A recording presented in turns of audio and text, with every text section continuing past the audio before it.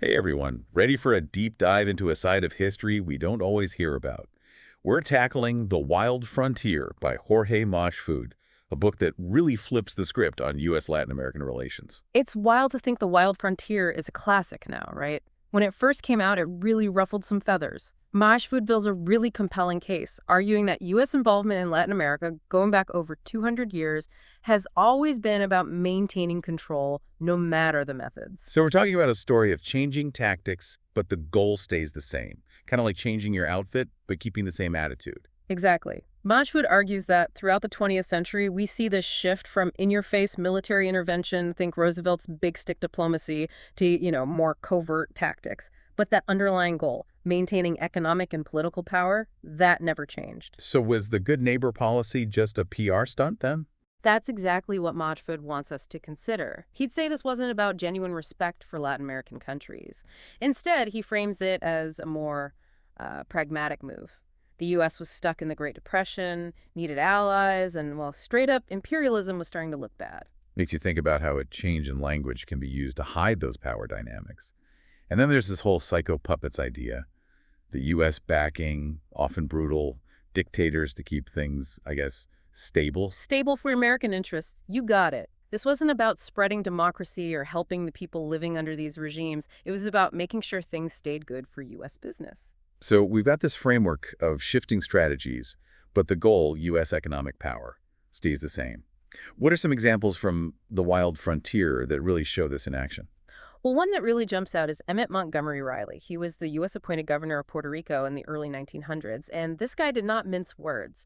He was all about putting American business interests first, even if it meant hurting the Puerto Rican people. It's that old trick of dressing up economic exploitation as modernization, or in this case, I guess, Americanization. Exactly. And it shows how, even without sending in troops, the U.S. still had a grip on Puerto Rico's economy and government. And that pursuit of profit often came at a huge human cost.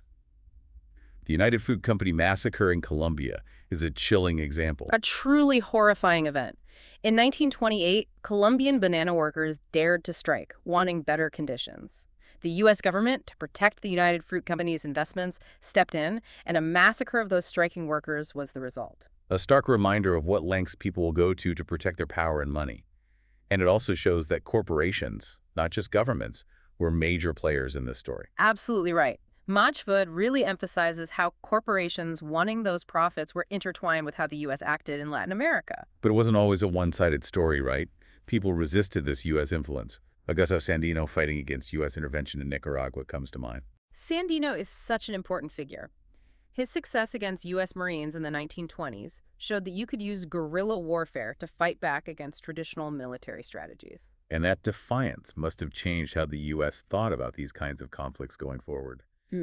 Speaking of long-term impacts, the Mexican repatriation during the Great Depression is a really disturbing example of how narratives get controlled and the consequences. It's often left out of the history books. During the Depression, the U.S. deported or pressured something like hundreds of thousands of people of Mexican descent to leave, even U.S. citizens. The justification, they were stealing jobs from real Americans. It breaks your heart.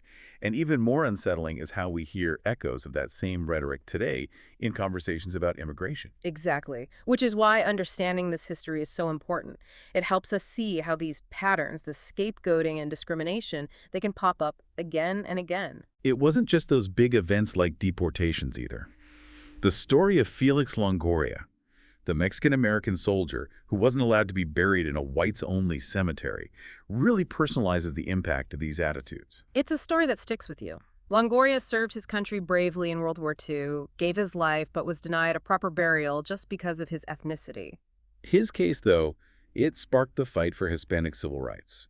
It exposed the hypocrisy, how a nation could talk about equality but then practice discrimination. And this tension between what's said and what actually happens, that's a constant theme in The Wild Frontier, isn't it? Majfud is always pushing us to look deeper, beyond the surface. So we're seeing this shift in tactics throughout the 20th century. Open racism, military intervention, that's becoming harder to do on the world stage. Right. So the U.S. has to find new ways to hold on to its influence. Instead of saying things that are clearly racist to justify getting involved, the language starts to change. Now it's about stopping communism, promoting democracy, protecting American values, that sort of thing. It's amazing how the packaging changes, but that core drive, That desire for economic dominance stays the same. Now you're getting it. This era also sees this economic dependency get even stronger. For centuries, it's been about taking raw materials from Latin America, then selling back manufactured goods. It's a system that's really hard to break free from. It creates a cycle that just strengthens U.S. influence even more. And it's not just the economy.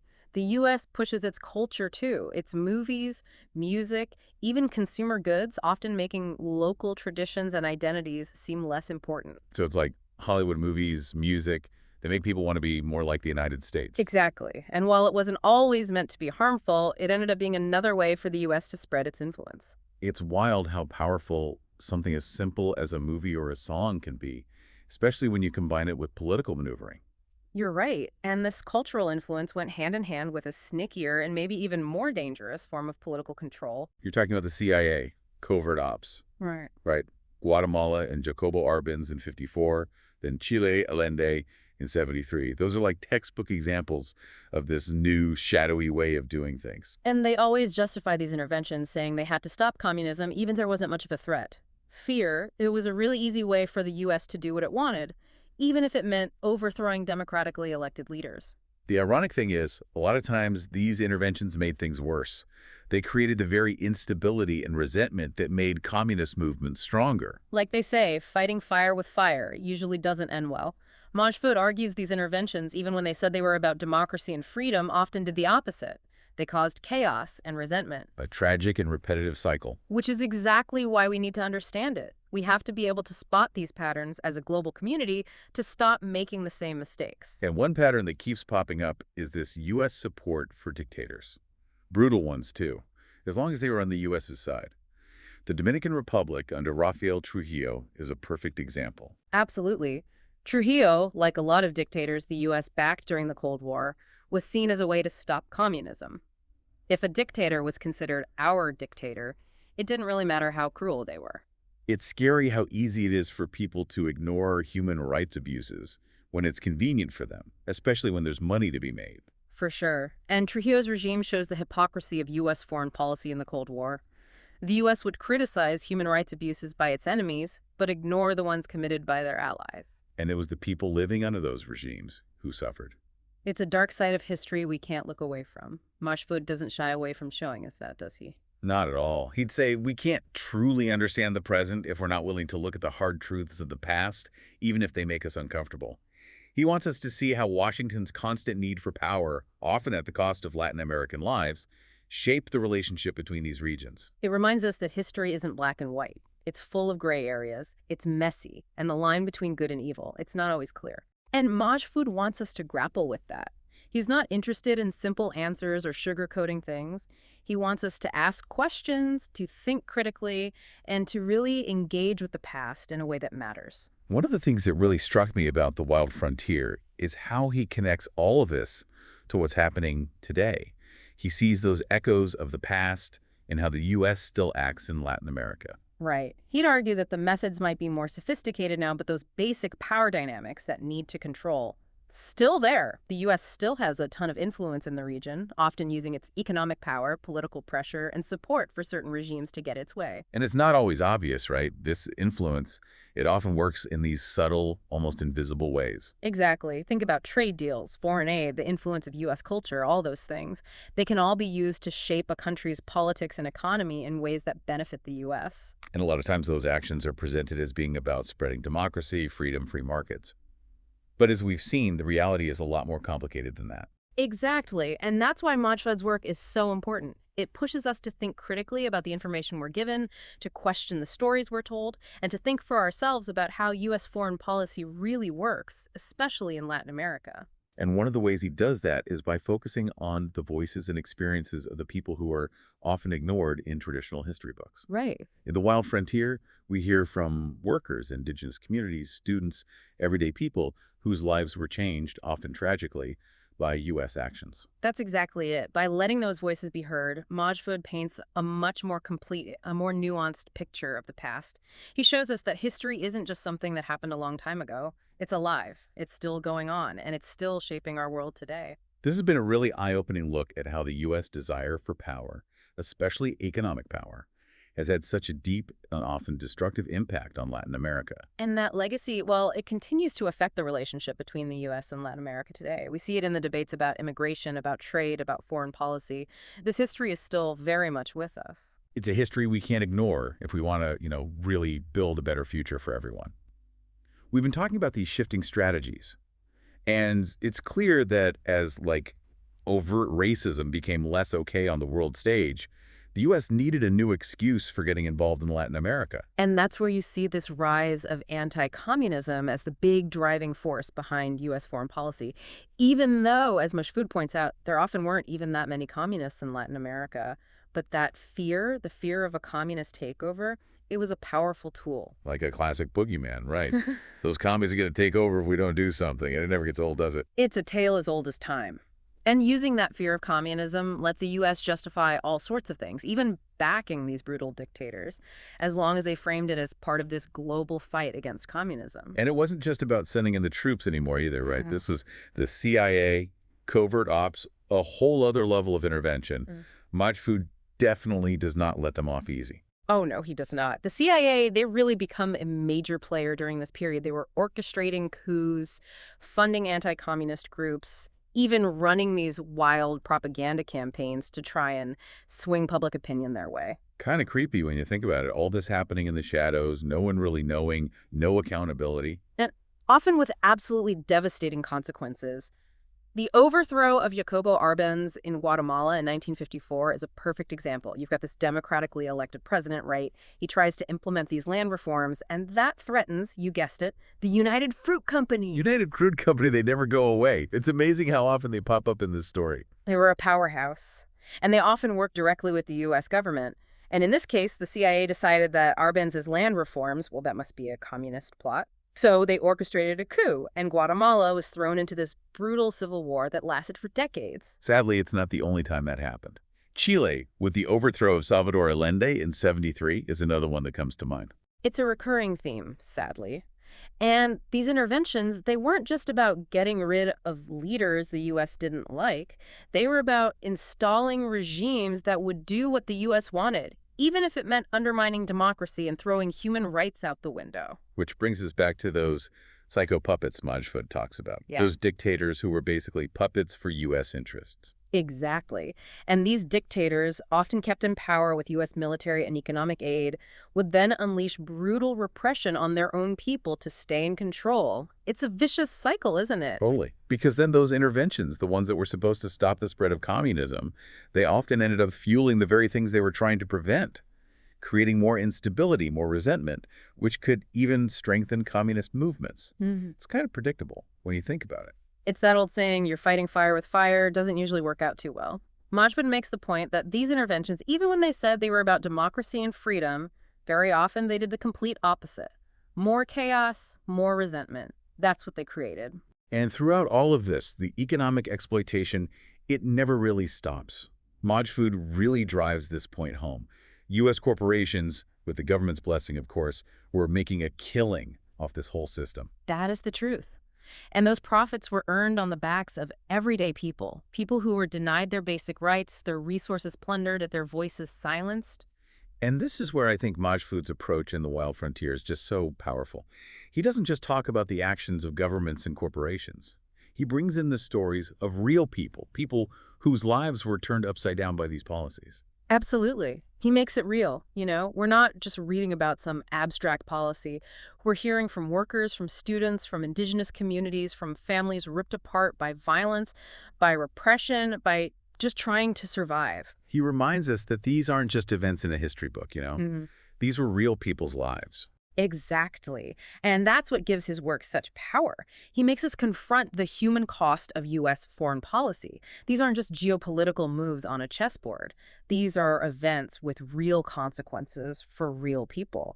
And he also points out that resistance to the U.S., it wasn't always about armed revolutions or communist movements, right? There were other ways people pushed back against that whole narrative the U.S. was trying to force on them. Oh, absolutely. He talks about how countries like Argentina, for example, even though they had a lot of European ancestry, they often challenged U.S. dominance. They weren't going to be anyone's pawn. It wasn't just governments either. There were cultural movements, intellectuals, artists, activists, all pushing back against that wave of U.S. culture, right? Exactly. They were fighting to keep their own traditions alive, to create their own music, their own art, their own stories that challenged the U.S. narrative and celebrated their own unique cultures. That's inspiring, right? Even when they were up against this incredible power, that desire for self-determination, it never went away. It's a pretty awesome testament to the human spirit. It really is, and that resistance, it could take some pretty creative, unexpected forms. One of the most amazing examples is Costa Rica. They decided to get rid of their entire army in 1948. Well, hold on, seriously. What made them do that? Well, their president at the time, Jose Figueres, he realized that having a military, it often made a country a target for the U.S. to come in and protect them. So by getting rid of their army, Costa Rica took away that excuse. It's like they were saying, we're not playing your game anymore. That's amazing. Right, and it just shows how even a small country can stand up, change the rules, and say, we're in control of our own destiny. And it reminds us there are other options besides just building up a military. Choosing peace can be a powerful way to change things, both inside a country and how it acts on the world stage. Absolutely. And for Costa Rica, that decision made a huge difference. They were able to put more resources into things like education and healthcare. It helped them build a culture of peace and democracy, which is pretty amazing. It's a really remarkable story. It really shows how a country can forge its own path. It's a powerful reminder that even when things seem impossible, change is always possible. Okay, so we've seen how the U.S. switched up its tactics during the 20th century. They used this fear of communism, propped up dictators, all while talking about democracy and freedom, kind of a messed up game they were playing. It's complicated and often really disturbing to look back at. But as Majfud reminds us, it wasn't just the U.S. acting alone. Latin American elites played a part too, sometimes because they wanted to, sometimes because they felt they had to. But they helped keep these systems of power going.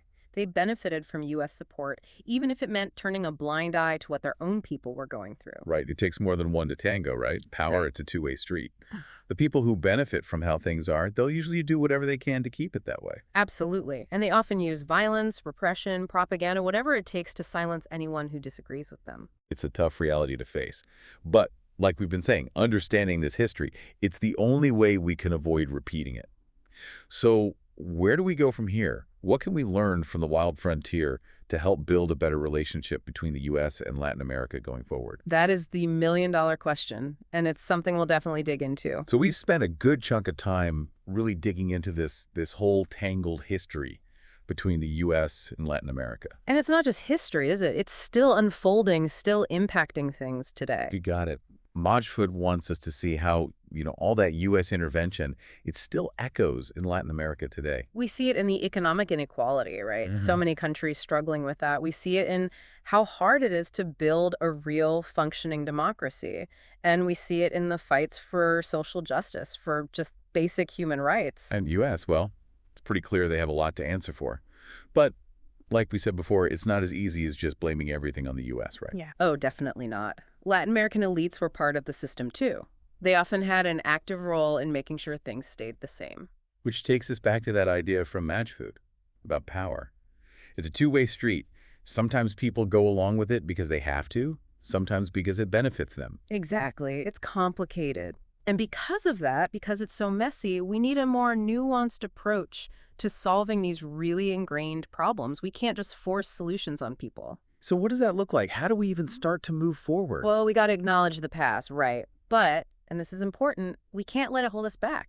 Trying to force solutions on people from the outside, it never really works. Instead, we have to work together, genuinely work together with people in Latin America to build a future that's more just, more equitable for everyone. And that starts with listening, yeah, taking the time to actually understand the struggles and the hopes of each country, each community. Absolutely. We need to hear from the people who've been ignored for too long.